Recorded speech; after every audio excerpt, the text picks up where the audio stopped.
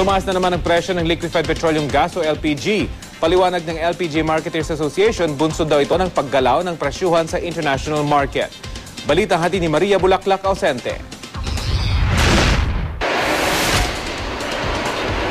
Dahil sa dagdag presyo na naman sa LPG, baka mapilitan din daw magtaas ng presyo si Aling Filipinas sa mga ibinebenta niyang pagkain sa kanyang eatery.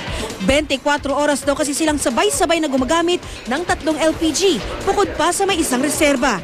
Pagpasok pa naman itong medyo month na ngayon, tumumal. Tapos bukod pa, tataas pa yung gas, adi lalo na medyo may hirap para sa amin.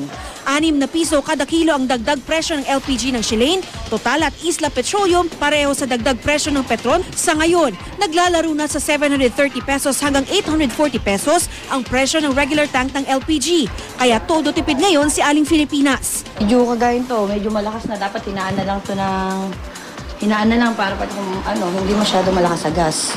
Tsaka pagka dire-diretso na kagaya sa pagpiprito namin ng tokwa, kasi biprito ka rin ng lumpia, kailangan dire-diretso na lang yan para hindi na sayang yung magpapainit ka pa ng mantika. Pati ang auto LPG nagtaas na rin ang presyo.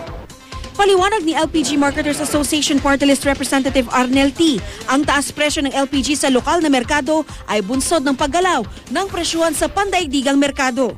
Ang total amount na po na ngayon, ang total value ng LPG sa international market is $1,030 per metric ton. Hindi ko na-experience ng market yan ever since. Ito po ang historical high po for LPG. Ayon sa Department of Energy, sumipa raw ang contract price ng LPG ng $139 per metric ton. Kasunod ng pahayag ng Iran ng posible pang pagtaas sa presyo ng kada bariles ng langis.